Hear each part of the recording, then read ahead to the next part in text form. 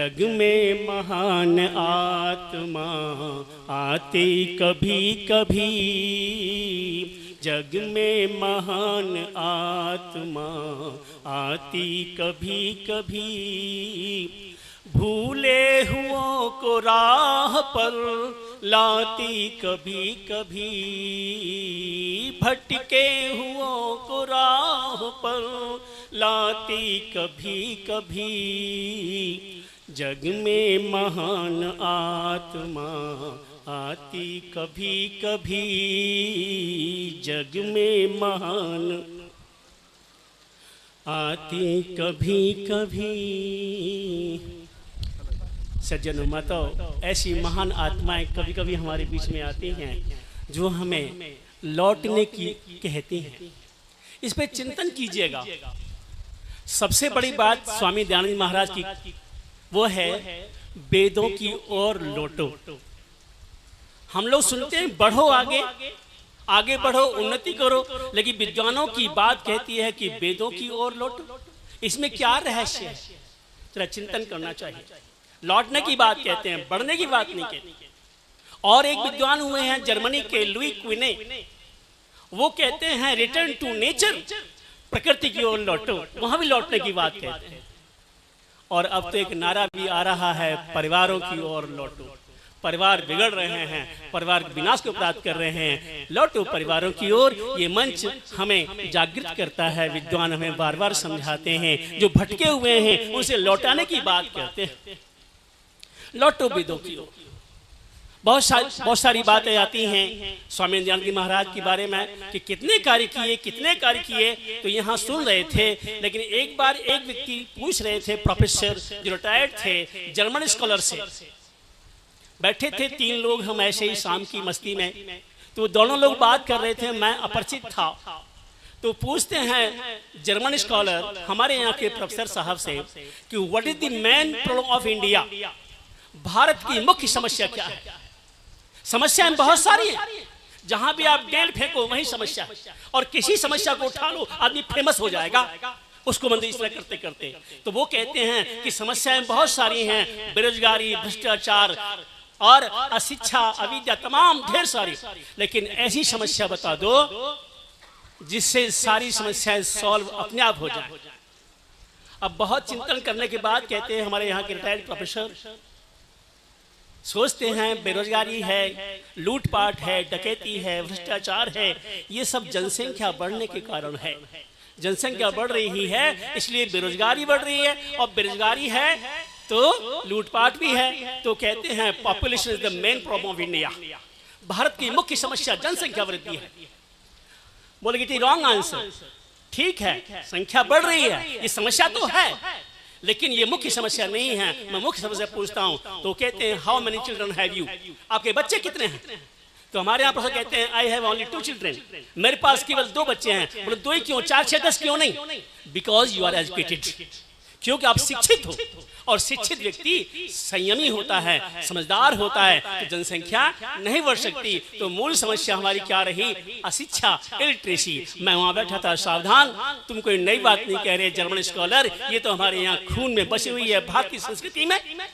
यहाँ हमारे यहाँ पहले कह दिया गया है कि समाज की जो 4 समस्याएं हैं, अशिक्षा, अन्याय, असंगठन, अभाव, इनके लिए पर्व आते हैं हमारे यहाँ। अशिक्षा को दूर करने के लिए अभी गया रक्षा बंधन, अन्याय को दूर करने के लिए आता है दशहरा, और अभाव को दूर करने के लिए दीपावली। ये पर्व हैं जो जागृत करने के लिए हमें बताए जाते हैं। लेकिन मूल समस्या क्या है? बोले शिक्षा। इसलिए स्वामी दयानंद का मुख्य बल क्या था? शिक्षा ही तो था। वेद थी उनका, वेद का ज्ञान ही तो था। उस वेद के ज्ञान के आधार पर समस्त समस्याओं को सॉल्व कर दिया। इसलिए लौटो वेदों की ओर, लौटो शिक्षा की ओर। तो स्वामी दयानंद के बहुत सारे वो विषय हैं, और मैं उनके बारे में इतना नहीं जानता, क्योंकि मैं तो केवल एक चिकित्सक हूँ, और मैंने भी वेदों से मेडिकल साइंस वेदास की PhD किया है, क्योंकि मैं तो साइंस का विद्यार्थी रहा, और साइंस का विद्यार्थी का तो हिंदी और संस्कृत से कोई संबंध नहीं होता। लेकिन इस प्रकार के महापुरुषों ने मुझे रास्ता दिखाया और मैं यहाँ तक आ गया और आज कह सकता हूँ कि मैं बहुत ही, क्योंकि हस्ता अमलकवत, नो विजन, नो सारा कोई डाउटनेस है ही नहीं, क्लियर विजन हो गया। और ऐसा लगा जैसे कि ये ऐसा सागर है जैसे कि इसमें डुबकी लगाई तो रत्न हाथ आए, और वो ऐसा है जैसे कीचड़ हाथ आए। तो वेदों की जो शिक्षा है उस तरफ जब हम चलते हैं तो सारी समस्याएं, कहा जाता है कि मनुष्य ने चाहे कितनी भी उन्नति कर ली हो, लेकिन मानवीय समस्याओं का जैसा समाधान वेद में है वैसा कहीं नहीं। इसलिए कहा एक विद्वान ने, वेद की ओर लौटो, तो वेद में लिखा है सबसे बड़ी बात। और स्वामी दयानंद जी की जो मूल बातें हैं आप सब जानते हैं, वो 10 नियम हैं। और 10 नियम में जो अभी याद दिला रहे थे, 6वां नियम बड़ी गहरी बात कह दी उन्होंने। चिकित्सा करना धर्म है, रोटी खिलाना धर्म है, कपड़े पहनाना धर्म है, लेकिन वेद का पढ़ना पढ़ाना परम धर्म है।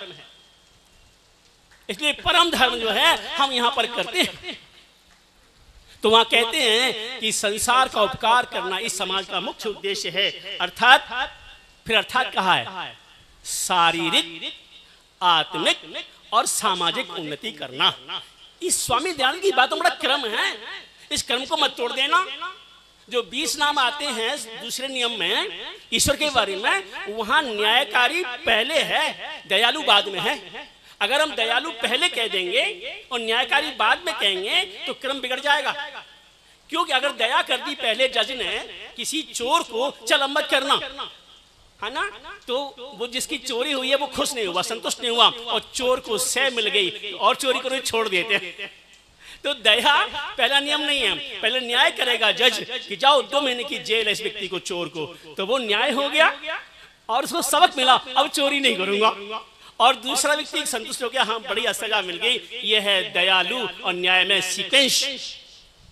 एक सवाल बहुत आया करता है बोर्ड की परीक्षाओं में कि जीवन के लक्षण बताइए, तो एक कॉमन सा विद्यार्थी भी उसको बता देता है, लिख देता है, सादा विद्यार्थी भी, कि वृद्धि, पोषण, उत्सर्जन और, है ना, ये सारी चीज लिख देता है, प्रजनन, जन्म, मृत्यु आदि। लेकिन क्रम, एक व्यक्ति ने क्रम से लिखा, उसने लिखा प्रजनन, फिर वृद्धि, फिर पोषण, लेकिन एक व्यक्ति ने लिखा उसको औसत नंबर मिले, उसको अच्छे मिले, तो उसने लिखा सबसे पहले जब बच्चा बाहर आता है तो क्या देखते हैं क्रम से, कि निश्चित आकृति, आकार, डेफिनेट शेप एंड साइज कैसा है। क्योंकि हर व्यक्ति की जो है, जितने भी हमारे यहाँ प्राणी हैं, उनकी शकल सूरत एक जैसी होती है। मनुष्य की तरह, कुत्ते की तरह, हिरण की तरह, ऐसे ही सबसे पहला लक्षण। फिर दूसरा देखते हैं कि जीवित है या मृत, अर्थात श्वसन, है ना। फिर श्वसन है तो ठीक है, जिंदा है तो उसकी पोषण किया जाता है। जब पोषण करते हैं, शहद चटाते हैं, तो पोषण, जब पोषण हुआ तो वो उत्सर्जन भी करेगा, एक्सेशन भी करेगा, तो उत्सर्जन, लैट्रिन पेशाब गया। और जब ये दोनों क्रियाएं हुई तो वृद्धि, बढ़ा, और जब बढ़ा, जवान हुआ, तब प्रजनन, उसके बाद जो है मृत्यु। ये क्रम है, और हम क्रम तोड़ देंगे तो गड़बड़ होगा। इसलिए स्वामी दयानंद ने कितना बढ़िया क्रम रखा दूसरे नियम में भी और 6वें नियम में भी, कि कहा शारीरिक उन्नति, आत्मिक उन्नति और सामाजिक उन्नति। और हम सोचते हैं कि बिल्कुल समाज पे चले जाओ, अरे पहले आप अपने जीवन को दिखाओ, बॉडी लैंग्वेज बोले, हमारी ये लैंग्वेज कम बोले। तो वहां कहा कोई नई बात नहीं कही, और इन लोगों ने सुधार किया है। इन्होंने कहा है कि व्हाट इज हेल्थ, हेल्थ क्या है, स्वास्थ्य क्या है। तो WHO कहता है, WHO कि health is physical, mental, social, spiritual wellbeing state, है ना। ये तीनों अवस्थाओं में जब जो अच्छी तरह रहता है वो स्वस्थ है। तो डिजीज माने क्या होता है, इज माने सरल, इजी, और डिज लग गया तो कठिन। तो कठिनाई महसूस होती है तो हम परेशान होते हैं, हमें नहीं पता, नियंत्रण नहीं है हमारे लीवर पर, हमारे तिल्ली पर, हमारे हार्ट पर, कोई नियंत्रण नहीं है, काम हो रहा है अंदर। जब अंदर नियंत्रण नहीं है तो बाहर भी नियंत्रण नहीं है। जब हम पर नियंत्रण ही नहीं है तो उसको हम कैसे कह सकते हैं। तो वहां कहा कि इस प्रकार से जब कोई स्टोन आई, रुकावट आई, तो कठिनाई महसूस हुई, तो ये डिजीज। तो ऐसे शारीरिक स्तर पर डिजीज होती है, ऐसे मानसिक स्तर पर भी डिजीज होती है। अगर मन में कामना है, क्रोध है, लोभ है, मोह है, मद है, मत्सर है, जलन है, ईर्ष्या है, घमंड है और हमें मान सम्मान की भूख है, तो हम मानसिक रूप से कठिनाई महसूस करते हैं, तो बीमार है। इसलिए वो व्यवस्था भी ऐसी स्थिति नहीं होनी चाहिए। तो स्वस्थ होने के लिए कहा कि संसार में याद रखो 2 ही समस्या हैं, तीसरी कोई समस्या दुनिया की। कौन कौन सी? पाप और ताप। तो पाप और ताप को विनाश करने के लिए ही जो गुरु मंत्र है, महामंत्र है, सावित्री मंत्र है, जो वेदों का निचोड़ है, सार है, उसमें कहा है कि हम पाप ताप विनाशक आपके तेज का ध्यान करते हैं जो हमारी बुद्धि को प्रकाशित करता है। तो वहां भी पाप ताप कहा है, तो ज्यादा समस्या नहीं है। तो पाप ताप क्या होता है? पाप कहते हैं मानसिक तनावों को, टेंशन, जो अपराध किए हैं, कोई असत्य बोला है, कोई गड़बड़ किया है, ये पाप कहलाते हैं। और ताप कहते हैं शरीर तप रहा है, तो सारी बीमारियों को इंक्लूड कर दिया गया है ताप में। तो 2 ही समस्या हुई कि नहीं? तो सारा संसार इसी से ढका हुआ है। जब संसार ढका हुआ है, इनका समाधान लाइए। तो समाधान क्या है? तो फिजिकल समस्या उनको फिजिशियन दूर करता है, लेकिन सबसे बड़ा क्या है? सिस्टम को सेट करो। सिस्टम में 4 चीज होती हैं। 4 कौन कौन सी हैं? आहार, विहार, नींद और चेष्टा। जो भगवान कृष्ण कहते हैं युक्त आहार विहारस्य युक्त चेष्टस्य कर्मसु युक्त स्वप्नाव बोधस्य योग बहुत दुख। दुखों को हरण करने का 4 चीजों का कॉम्बिनेशन है। तो इसमें सबसे पहले कहा, पेशेंट पूछता है क्या हम परहेज कर लें? तो कहता है कि मैं आहार को परहेज कर लूँगा। ठीक है, कर लूंगा। अब वॉकिंग करोगे, योग करोगे? बोले कर लूंगा। नींद लेनी है? बोले कर लूंगा। लेकिन वो कहता है टेंशन मत करना। बोले यही मेरे हाथ में नहीं है। टेंशन तो आ जाती है, बिना कहे आती है। हम तो बनाने जाते हैं, वो तो जबरदस्ती आती है। हम संध्या करो तो आती है। इसका समाधान क्या है? इसलिए आयुर्वेद कहता है सर्वेशाम अपथ्यानाम आयासा ज्येष्ठः। सभी अपथ्यों में ये तनाव ही सबसे बड़ा जो है अहितकारी है।